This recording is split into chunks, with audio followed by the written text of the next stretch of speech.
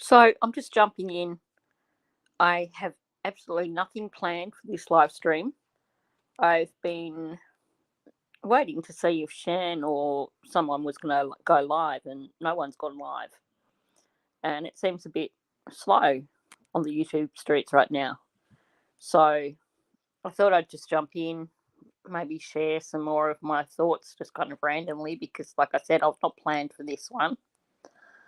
I will say ahead of time, it is nap time for the dogs, so you're going to hear snoring dogs in the background. Oh, hi, Mrs. G.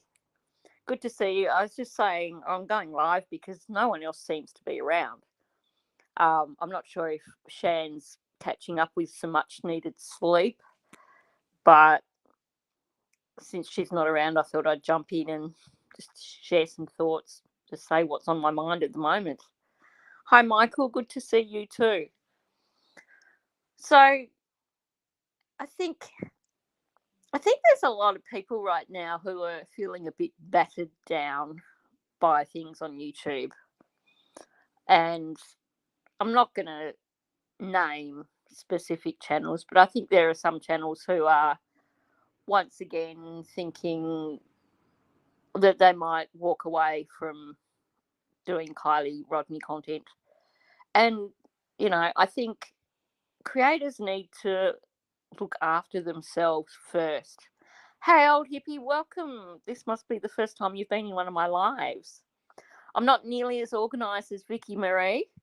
I'd love to say I'm as organised as Vicky Marie, but I'm definitely not. And in this instance, I'm pretty much just making it up as I go along.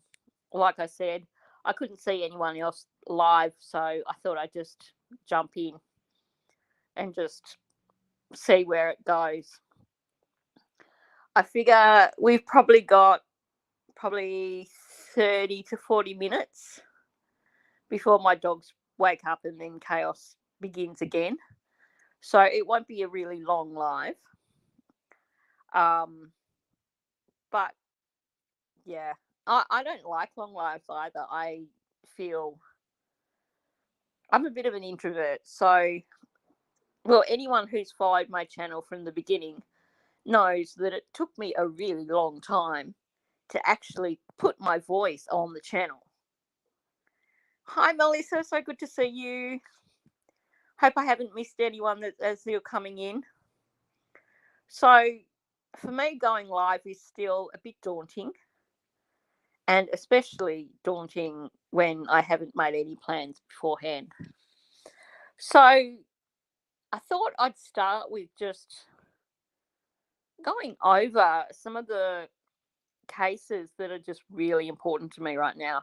Obviously, most of you are here because of Kiely Rodni, and you know that that's still my number one case, and I'm still fighting for justice for Kiely, and I'm still going to continue to put out content for Kiely no matter what. But, occasionally there are things that do grab my attention as well.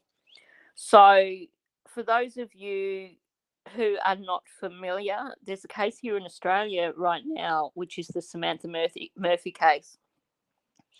This is a 51-year-old mother who went missing early February after a run. And they caught the young man who was responsible for her death about a month later. But they're still trying to find her body.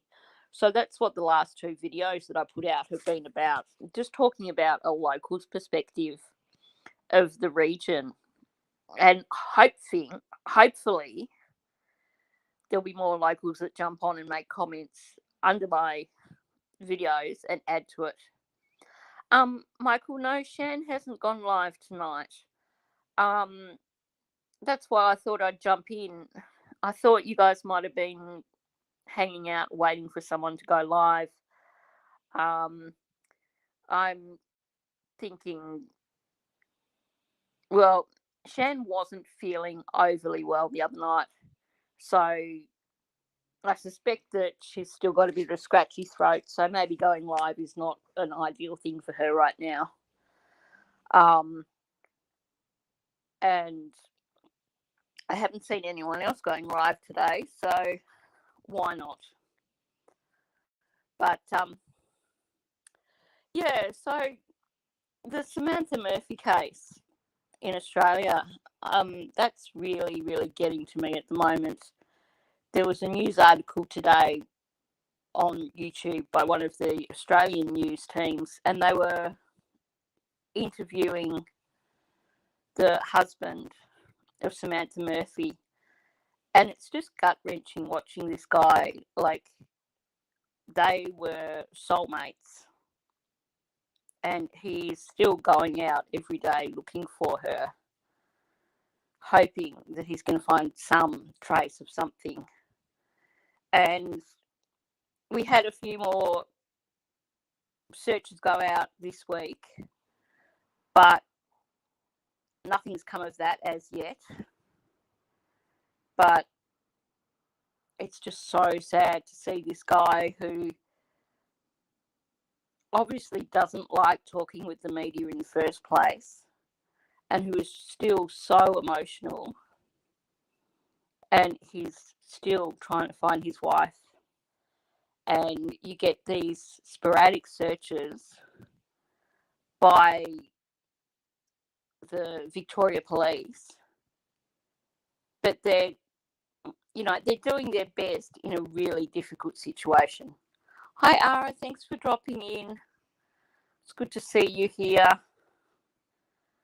I was hoping you might have gone live because you do these things better than me, but I thought I'd just jump in. It was getting late, so I thought someone might as well jump in and talk. So that's the Samantha Murphy case, and hopefully,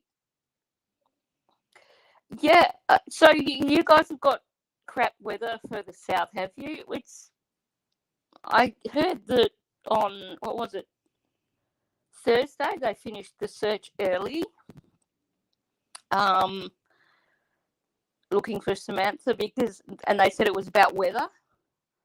And then yesterday they called the search off at like 1:30. But here up in Bendigo, it's just been really sunny and really warm. So, but you know what Ballarat's like. I mean, you can get snow there in winter. It's completely different type of weather down in Ballarat. So I can understand that the crap weather wouldn't help.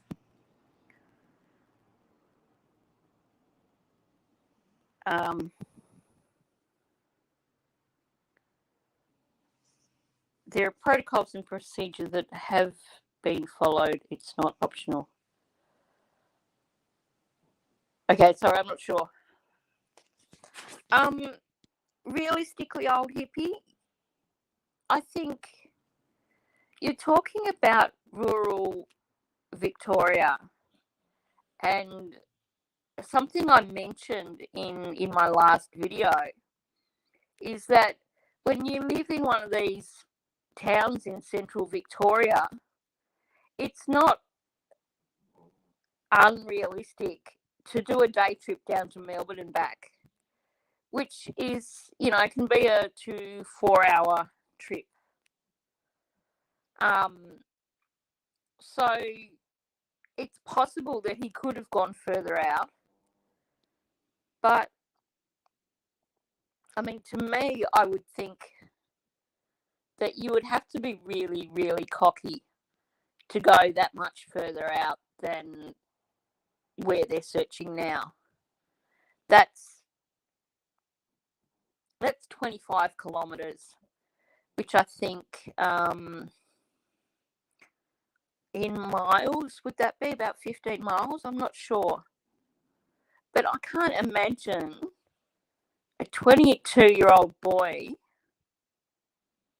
heading much further out than that from his home base to hide a body.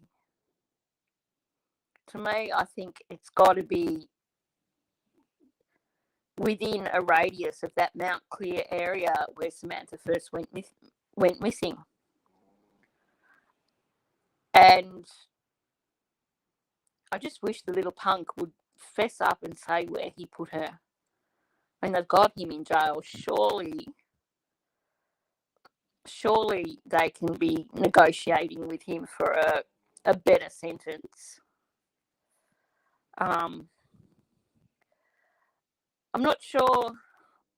Old hippie, I guess, even just around Ballarat, there's thousands and thousands and thousands of acres of state forest.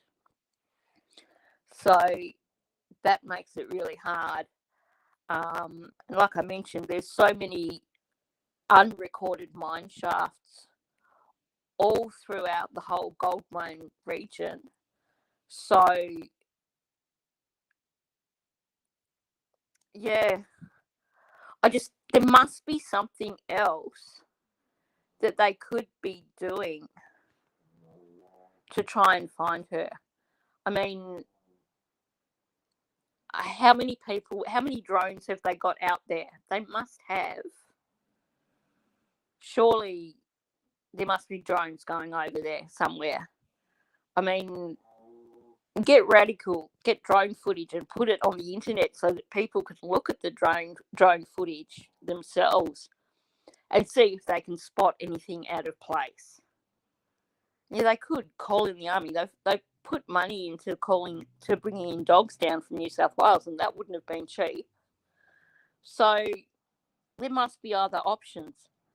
And I mean, I guess I was going to say getting in some Aboriginal trackers, but then I guess you need to know a location first.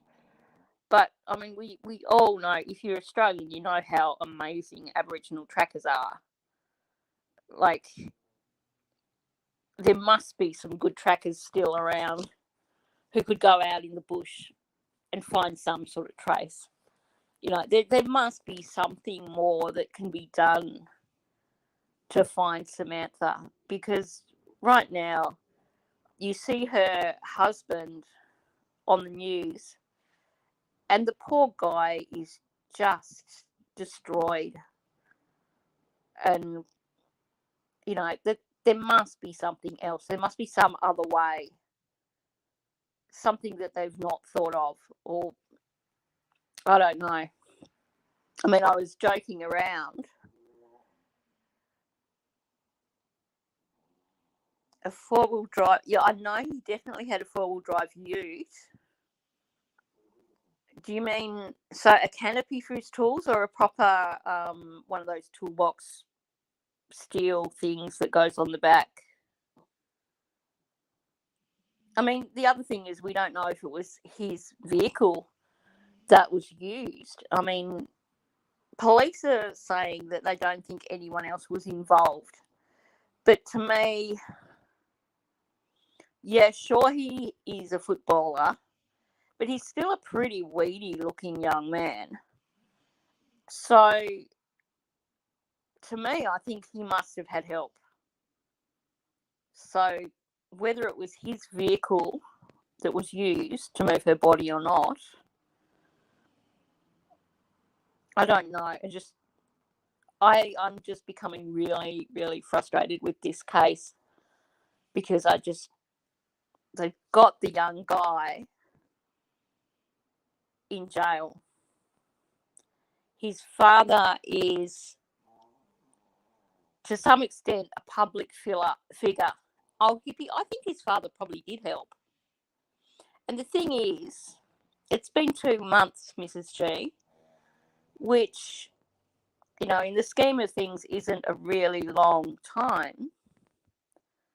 But there's a husband and children who are just being destroyed by this. And they've got this young man in jail who's refusing to help and refusing to say where Samantha's body is, which is so wrong. And, you know, it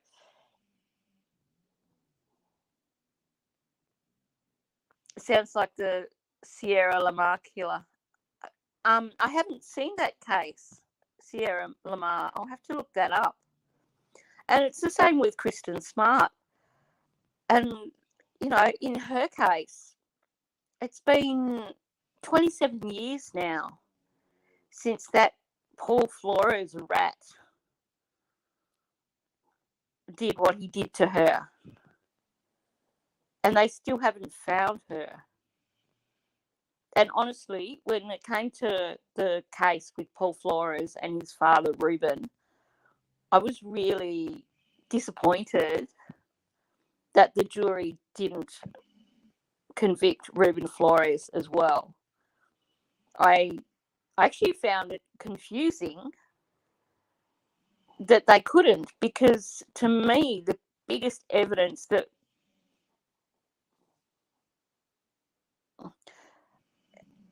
Andrew, you think Sam might have been ruffling some feathers? It sounds like it. There was something, news reports. There was news reports that to me gave that idea, definitely. It sounds like she was someone who was quite supportive of people and making sure that things were done fairly in the world.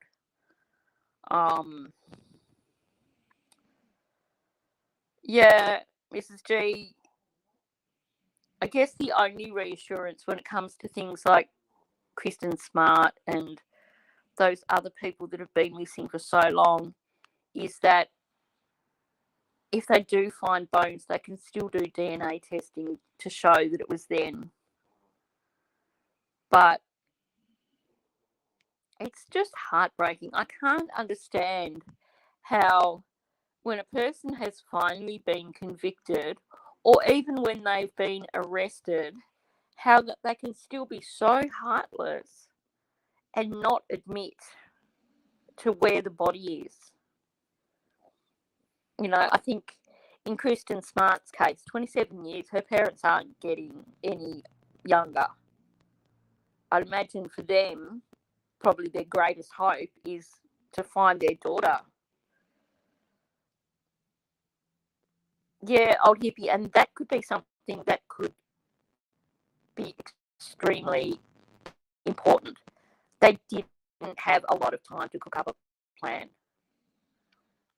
You know, Mick was already worrying about Samantha being missing by lunchtime. So, you know, and you know what these small communities like. People would have been searching for Samantha that day. So, yeah, I think you're right. I think A, because people were already talking about Samantha being missing, and B, the lack of time. They're the two things that to me say that she has to be still fairly close to the Ballarat area.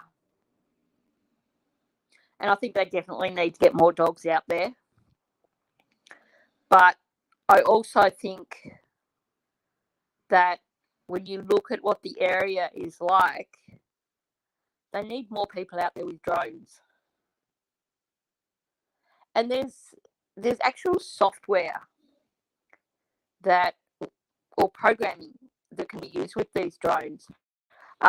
It's something that Texas EquiSearch, I think it was someone connected to them, developed this technology that you can use as a software that you can use that goes through drone footage, and you can program it to look for certain colours and presumably certain shapes.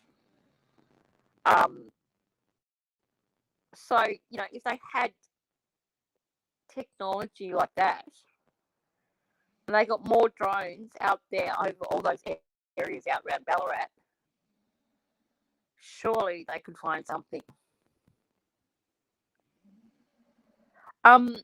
Mrs. G, a good cadaver dog can actually pick up a scent. Oh, I am. Hang on. I'll put the cord out again. A good cadaver dog can actually pick up a scent that's underwater. Oh, Michael McAllister, sorry. We segued into talking about the Samantha Murphy case. So this is a case in Australia with a 51-year-old mother who went missing while she was out jogging. And the young man who was responsible got caught a month later, and he still won't cooperate with police and tell them where she is. I mean, I'm really surprised that they haven't been able to get him to speak out. This is a 22-year-old young man, but am I still dropping out? Oh, this sucks really big time. I wonder if it's something. Oh, I hate it when this happens. Okay. Is that any better? Can you hear me now? I think I might have to do an update on StreamYard at some point and improve that, because it seems like probably the last 2 or 3 lives I've been cutting out and not getting good sound, which is kind of really sucky. Still poor sound. I actually can't use my mic on StreamYard. It gets even worse. So it's possible that I might need to upgrade. I will try right now. So I'm just trying to decide which mic to plug in. I'm not sure which one is going to work better. I'll try this one. Hang on, let me put myself together. So it needs a little extension bit for it. Okay, let's try. Is that any different? Can you hear me at all now, or is that worse? Okay, so I've plugged in a different mic. Just wondering, it's a bit better or a bit worse? It's better. Cool. Oh, this is a bummer. How much better? Is it better as in it's a lot better? Okay, I'll keep going for now, although I will just admit that my dogs have now woken up. So, right, so this mic is the one to use for my live streaming for now. Okay. Good stuff. I've lost the flow. So, yeah, I was talking about the Samantha Murphy case and what's going on there. The other case that I am really passionate about, aside from Kiely's, is the Neill Fraser case. And I've got a whole playlist there for any of you who haven't had a look at it yet. But this is another, right, lesson learned. I think my other mic, because it's something that my cat loves to play with, I think she's probably damaged the cables and stuff in that as well. So I might have to make sure that I put this mic somewhere where the cat can't get to it when I'm not using it.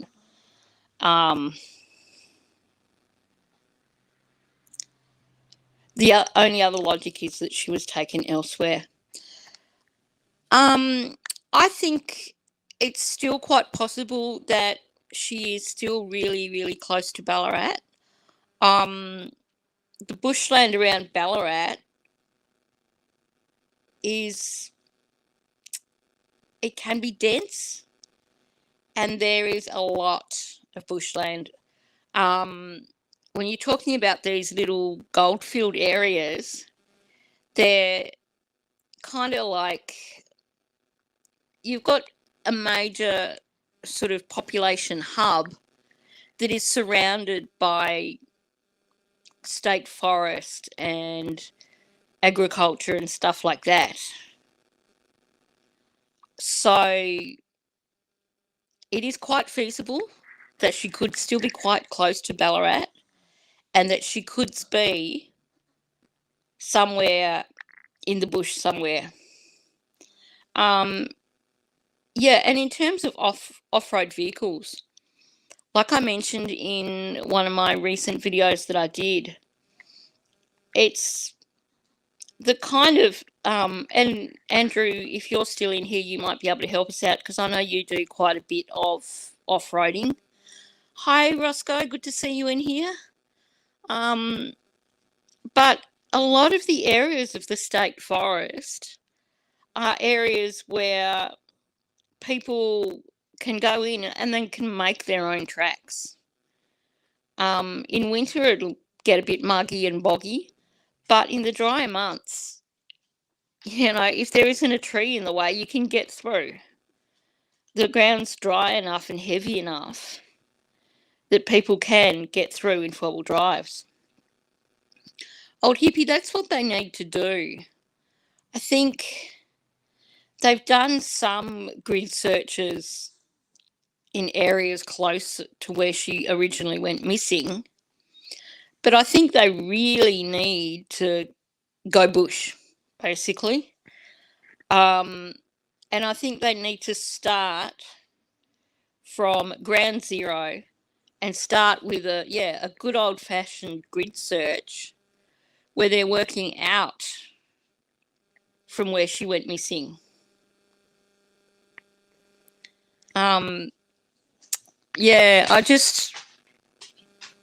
Sorry. Dogs and cats and that are on the move, but I think we're right for now. You've ridden a few times in there, like as in four-wheelers or four-wheel driving, Andrew? I mean, there's mine shafts everywhere in the... Yeah, that's a good thought, old hippie, sending mine cameras down the mine shafts. Just, it frustrates me the amount of money that is going into trying to find Samantha when that little punk is sitting in prison, getting his 3 meals a day and refusing to say where she is. Like, he doesn't realise he's caused so much pain already for her family. And it's something that the community has become so invested in. I mean, yeah, he just has to say it. And, surely any lawyer worth their salt could use that as leverage for a reduced sentence for him. I mean, I'm one of these people that I'm in two minds when it comes to talking about reduced sentences for people. But when you look at the Dylan Rounds case, 2 years his family have been trying to find him. And from what I gather, that whole area where Dylan Rounds was, it would have been really, really hard to find him if they hadn't have done a deal with the guy. Yeah, if you have front-wheel diff locks, you can drive just about anywhere. And that's what I was thinking, because I used to own a little short wheelbase Land Cruiser, and you can take them anywhere. I mean, that was one of those old solid tanks. It was a shorty, and yeah, you lock the front wheels into four-wheel drive and nothing's going to stop you. You hit a bit of mud, you just got to negotiate around it, either go really fast and steer really well or just find a different route. And when you think about a kid that's grown up in the country kids know how to four-wheel drive. They know how to drive off-road. So, it's not like just searching along the peripheral of the roads in the area. But,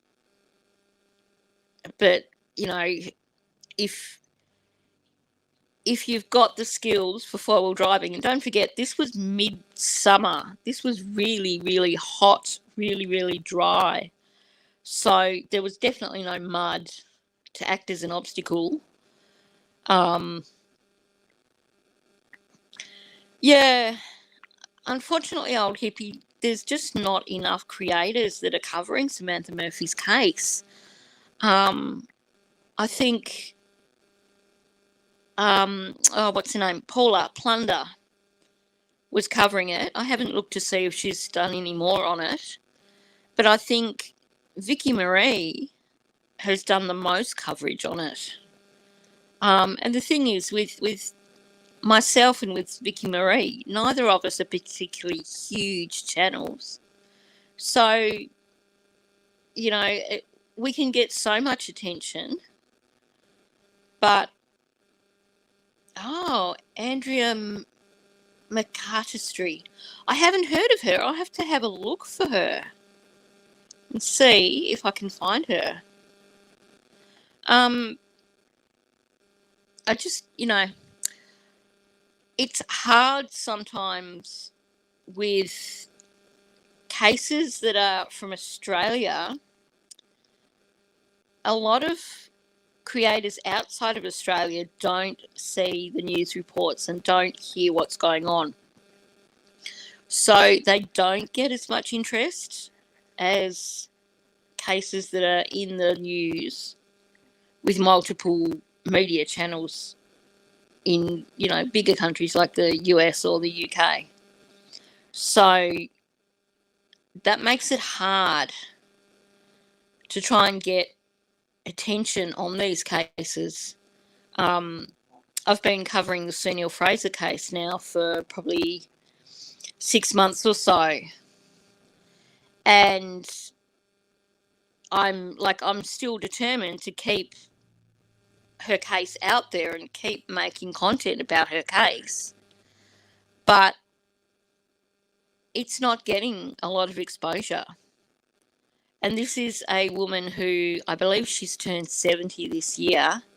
She spent 13 years of her life jailed for a crime that she didn't even do. And then they know who was responsible for the death of her partner. So just a quick rundown for those of you who might not be familiar with Sue's case.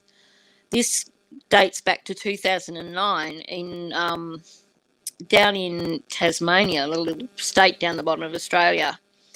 And it was the day after Australia Day, and a man called Bob Chappell had been on his yacht overnight, and he was just working on it, doing repairs.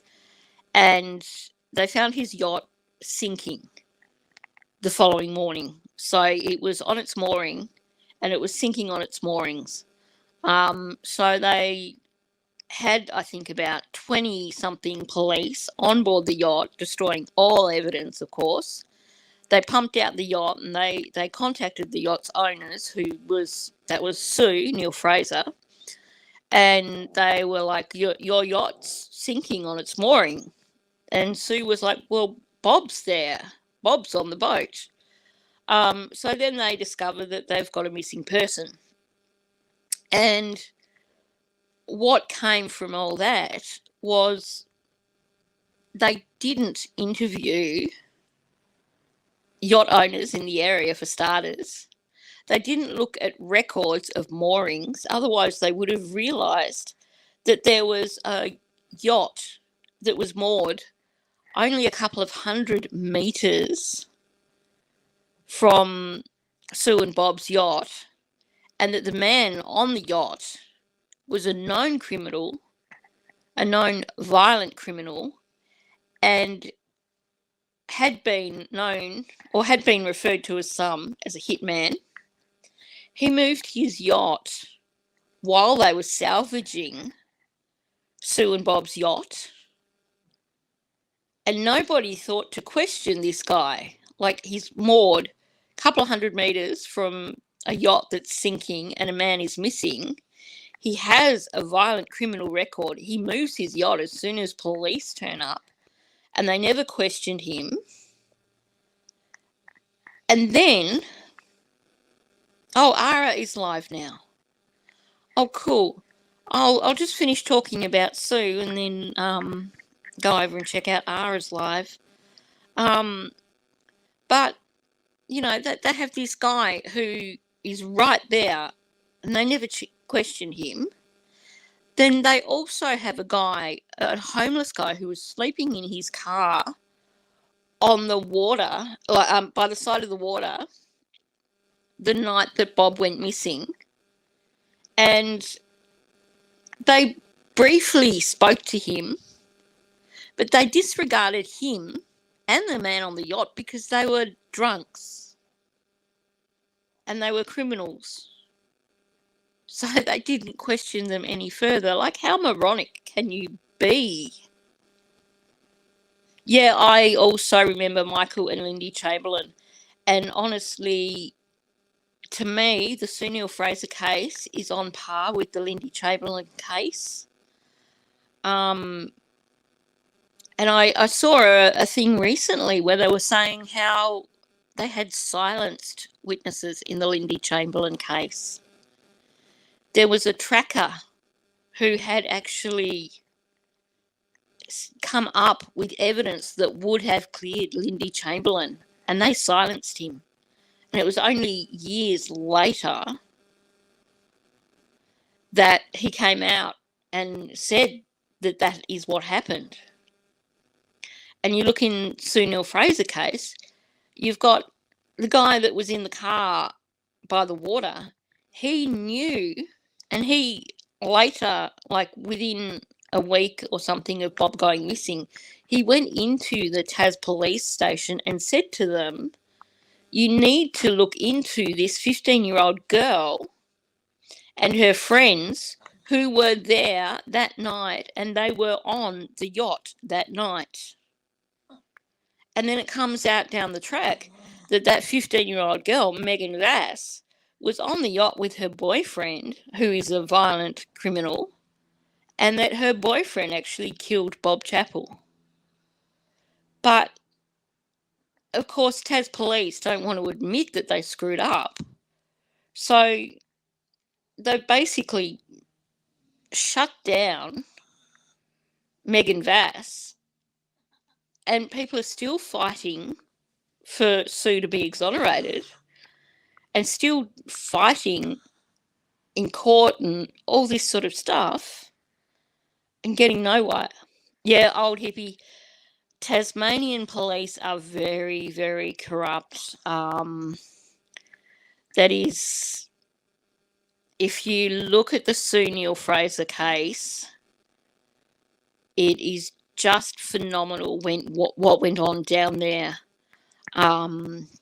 There's a documentary called Undercurrent.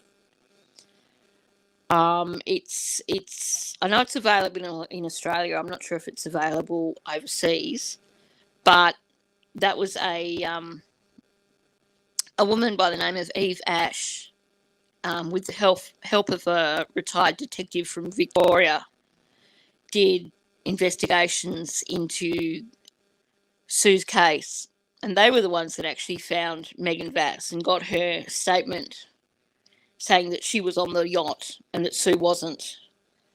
But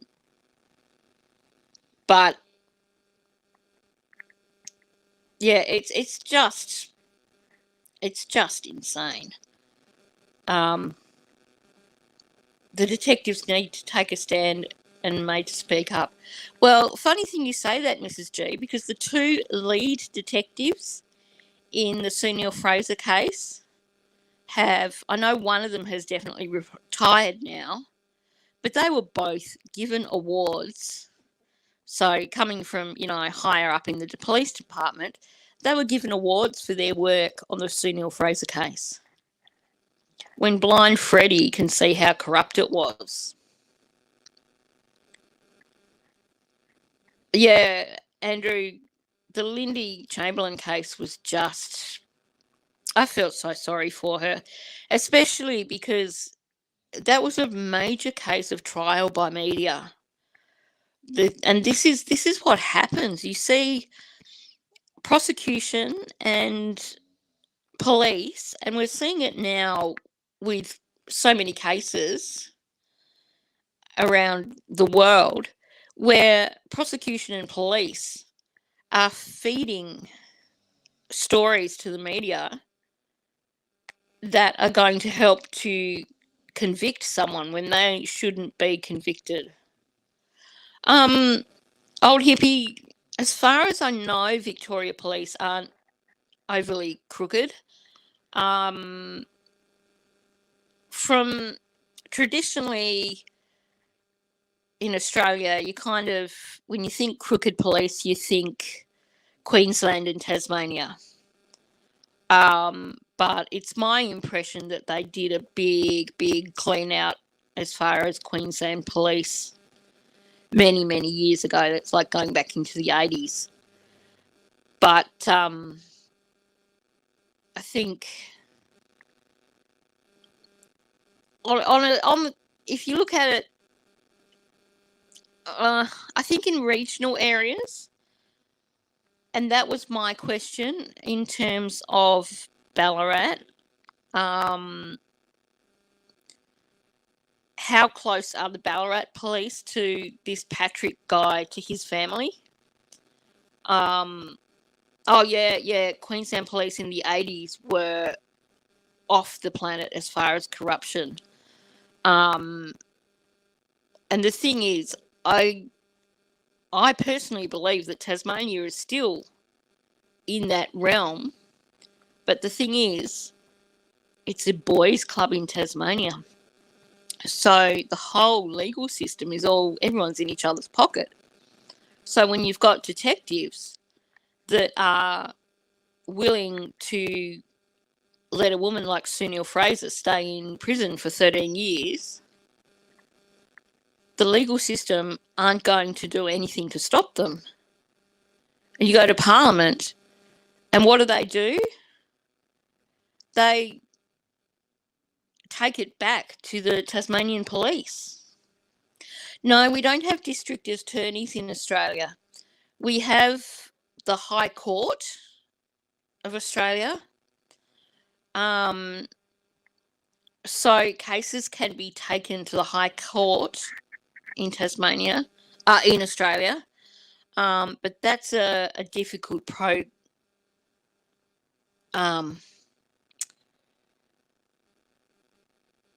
Piranha streamed me for a second. Oh, good on her. High Court. Yeah, we have a High Court in Australia, but that's really hard to get cases into the High Court in Australia. And I know that in Neill Fraser's case, the most recent legal thing that they were trying to do was they were trying to get permission to take it to the High Court. And I think part of that was, now if you look up 60 Minutes Australia and Neill Fraser, there's some really good things that 60 Minutes Australia did. And about, I think it was 2018, Megan Vass actually went to 60 Minutes Australia and admitted publicly that her boyfriend killed Bob Chappell. And from that, they had her testify in court, and this was going to be an appeal for them to take the case to the High Court of Australia. So Megan Vass went to court in Tasmania, and she testified about her boyfriend having been on the yacht and having been responsible for Bob's death. But nobody tried to protect her. So the next day, Tasmanian media had it splashed all over their front page that Sam Devine killed Bob Chappell. So Megan Vass wasn't finished in court, and she basically went back and she retracted everything she said because she was terrified. Can you imagine? You go to court and you testify that someone has murdered someone, YouTube will probably get me now for saying that word, but you go to court and you testify against someone for that kind of action, and then the paper splashes it across their front page the next day. Of course, she's going to retract it all. Yeah, Mrs. G, I dearly wish that there would be a big creator out there who could take on Sue's case and get it heard by a wider audience. Because I think the only way that anything is going to happen now for Sue is through public pressure, and not from public pressure in Tasmania, because if they keep trying to fight it within Tasmania, Tasmania's just going to keep shutting it down. That's the way Tasmania works. Unless they can take it outside of Tasmania, nothing will ever change. I need to scroll up. I missed a friend of mine's sister was murdered in Frankston. They know who did it, but never charged them. Her name was Michelle Brown. Andrew, can you message me details on that? I'd love to have a look at that one. Frankston's quite a rough area these days, isn't it? Is Michelle Brown, that's not the one that went missing from a train station, or is that another one again?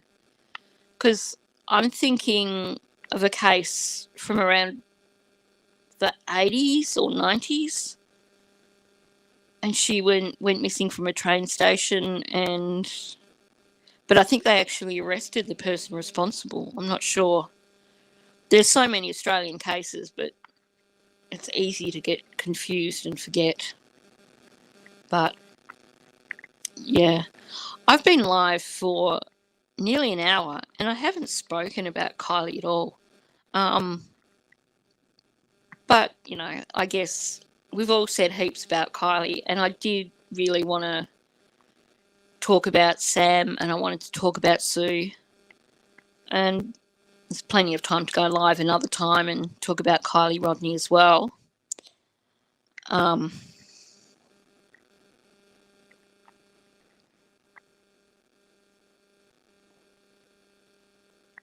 Denya, I can't remember.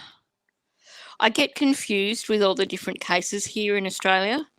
One that really bugs me is it was another Tasmanian case, Amanda Carter, I think it was. And it was a taxi driver who was responsible, Wayne Highland. And this is like 80s or 90s as well. And he got parole after 8 or 9 years.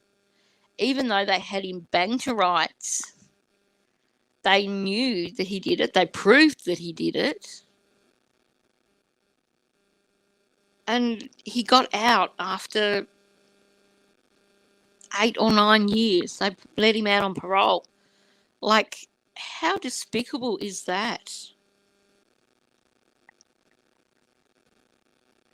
Yeah, I have to catch up on. I'm a bit behind with all your videos, Mrs. G.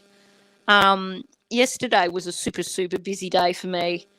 And I also, I've been following Vicky Marie Chats because she's been doing some really great coverage on the Samantha Murphy case. So yesterday I went out for a drive to one of the areas here that's a state forest and did a video. It wasn't great because I don't have a four-wheel drive, so I couldn't really go bush and show how steep things get or how dense things get. But I did go out and do that video for Vicky Marie. So I haven't caught up with videos for a while. I've got a bit of a backlog of things to catch up on. But yes, I'll definitely be going and having a look at people's videos. Yep, I hope, presumably you are backing up all your videos now, Mrs. G. It's kind of a bit pathetic when you have to be careful where you post videos and how you back them up. But, yeah, that's the way it goes, isn't it? So, I did say that I wanted to go over and listen to Ara's live. And you saw some stuff on, I think either I'm lagging with my live or you're a little bit behind me, Andrew. The Amanda Carter case. Is that the one you're talking about? Yeah, I should do that as just one of those quick coverage, this is what happened kind of thing, at some point in time. But yeah, I'll do another live probably tomorrow and make it a live for Kiely Rodni. I do have some more. I have a stack more of content that I've got saved in folders. Oh, I know, Vicky Marie. It's so good to see you in here, Vicky Marie. I've just been singing your praises, saying how wonderful it is, well, how brilliant your coverage is of Samantha's case, and how thankful, I'm just so grateful that you are covering Samantha's case, because, yeah, we need to keep that case out there. We need to keep Samantha's name out there. And for anyone who hasn't been over to Vicky Marie Chats, fantastic video, fantastic channel. She's just really easy to listen to, and she really does her research. She's fast becoming one of my favourite channels to go to for listening to live streams. And she has a beautiful community over there too. So for any of my subs in here who have not been over to check out Vicky's channel, please do. Trust me, you will like her channel. Yeah, Vicky Marie, definitely singing your praises right now, Vicky Marie. But yeah, look, I'll wrap it up now. I can see that we're heading into crazy hour for canines, which means that there's only a matter of time before you get all the insanity that I tried to avoid the other night. And maybe Ara's still live. If not, I guess we can all go catch her on replay. Thank you so much for coming, guys. And I'll jump in tomorrow, unless Shan's going live. And I hope Shan's sore throat and everything clears up pretty quickly. But I'll jump in tomorrow and I'll do a live stream for Kiely. But I've also got more content to pump out as well. So good night, everyone, or good afternoon or good morning, depending on where you are. Thanks for coming, and I'll catch you all later. Bye.